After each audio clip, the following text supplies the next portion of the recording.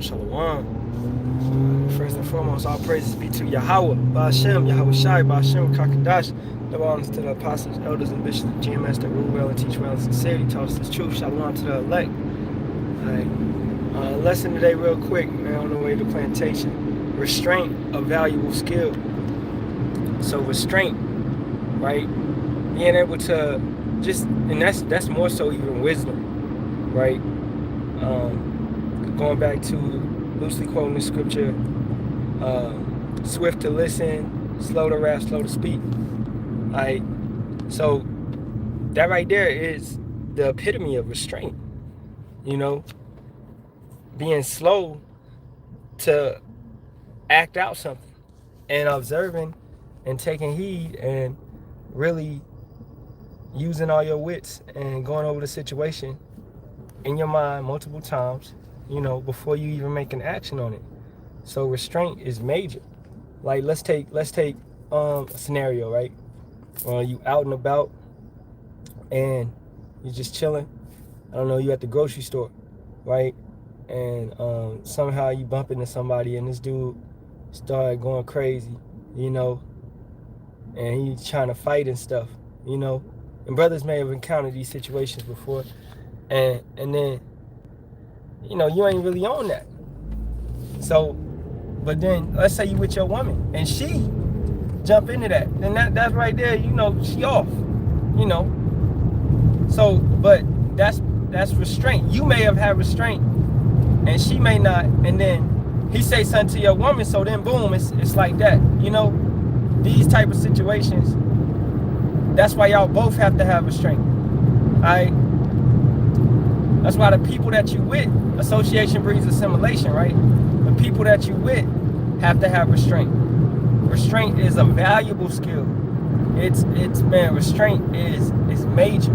It can save you so many headaches, save you so many heartaches, save you so many things, man. You sit back and really take some time to think over things, and that's using restraint, which is wisdom. At the end of the day, that's being swift to listen, slow to wrath, slow to speak. At the end of the day, so practicing that, and when you practice something, right, they say it takes 21 days to build a habit, right? 14 days, 16 days really to break a habit. When you practice something, you put it in your regimen over and over and over, like the way you live, then it's gonna be habitual to you, and you're gonna constantly use it. So the better you get with restraint, the better your spirit grows in understanding how to deal with situations that require restraint, right? Jacob's trouble is gonna require a lot of restraint, and that's trust. That's trusting in Yahawah, Bahasham, Yahawashi. He wants you to trust in him, so he wants you to have the restraint to resist Satan, right? Resist Satan, he shall flee. You know, let me go get that while I'm at this light.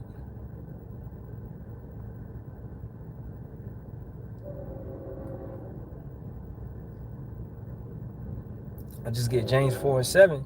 Submit yourselves therefore to power, resist the devil, and he will flee from you. So what is that? That's restraint.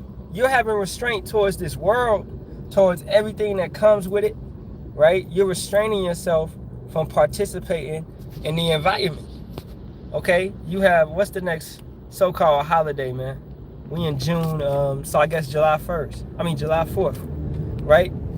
Having the restraint to, you know, step away from that type of environment, because we're not celebrating this country. We're not celebrating this nation. We're not celebrating, because during that time, we wasn't even free. And even, you know, Jake want to celebrate Juneteenth. We wasn't free during Juneteenth. Okay, if you really look up the history, we wasn't free till about 19, and we still slaves, all right? But physically free, we wasn't free to the 1960s, all right? You can look up this little movie called Alice, and it'll tell you about slaves still being in slavery in Mississippi all the way up into the 1960s. So, well, we was not free, man. You know, certain states may have gotten that freedom or whatever physically, but mentally and spiritually, they still locked up. But physically, they were still slaves in Mississippi. I literally picking cotton. Oh, in Mississippi, man. But getting back to restraint, it's just, hey, man, the enemy is Esau. The enemy and each other. And 2/3 brothers as well. More so, we got to use our energy towards Esau, to these Edomites. And it may be times, man, they get off the ringer or whatever, and you want to, hey, because we physically superior to them and whatever, and intellectually superior also, but we using restraint right now to not beat their ass, man. And we know we can't, because we don't have the weapons, we don't got the militia, we don't got all of that it takes to take them out, okay? So we got to wait on Yahawah, Bahasham, Yahawashi. So restraint goes hand in hand with trusting Yahawah, Bahasham, Yahawashi, right? You trust that he's going to work out a situation. And that also goes hand in hand with suffering righteously, So restraint being a very valuable skill. Look at Yahawashi. When they wanted to throw him off the cliff, he trusted in Yahawah, Bahasham, Yahawashi. And he had restraint not to destroy all them people. He had restraint when he took the lashes and when he had to carry his cross. This all goes hand in hand with carrying your own cross. You have the restraint to not give up. You got the restraint to not buck up, right? You man, when your adversary comes, man, you agree with them quickly, as scripture says. So that's using restraint. If a cop pull me over right now, man, I'm gonna use some restraint. And good morning, etc., etc. I'm not gonna argue the ticket. I'm gonna take the ticket or whatever. I'm not gonna argue it. Hey, Yahawah, Bahasham, Yahawashi may put it in his heart, because hey, when Yahawah's dealing with you, you got favor with man and the angels. So he may put it in his heart to just let me go with a warning, a verbal warning or whatever it be. If I was speeding, all right, I ain't gonna sit here and argue with these crooked cops, man, because in this place where I'm at, the laws is kind of crooked too.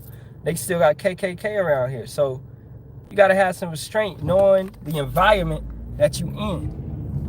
And that's another thing, the environment. And that's using wisdom. That's being swift to listen, slow to speak, slow to wrath. Knowing your environment and knowing the details of the situation. And what is that? Basically scouting, all right? Knowing what's going on. You got to know what's going on in Babylon. If you don't know how Babylon works, then it's going to eat you alive, man. Like a foreigner coming here thinking it's like their country, and it's not. It's totally different. It's certain things, I was able to do in Japan with, like, peacefully, like not fearing no laws, walking around, feeling safe, riding a train, just basically not fearing for my life. But in Babylon, man, I come back and cops get behind you. You low key, that spirit used to be on us in the world. It's not on me no more, but it used to be on us in the world where the laws get behind you and you feel a little iffy because whatever. Coming from the South more so, but now it's like when you build up your trust and your faith in Yahawah, Bahasham, Yahawashi, a lot of those type of, that fear goes away. That fear goes away and you're able to practice restraint even more. Man, that's something.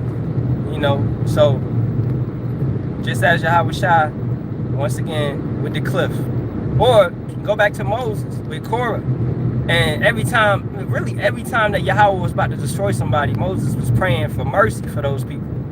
So even though those people did wrong, Moses had restraint and mercy and compassion to pray for his brothers and sisters, to ask Yahawah not to destroy them. So he had a lot of really the utmost restraint. Oh, beautiful story. King David, the why Yahawah, Bahasham, Yahawashi, bringing it to my mind, right? With Saul, cut off his cloth and showed it to him from a distance. That right there, type of restraint. That right there, that right there, just the epitome of restraint. And boy, not touching what Yahawah has ordained and letting time take its toll, letting Yahawah, Bahasham, Yahawashi, Exodus 14:14, work it on out for you, at the end of the day. So you don't always got to react.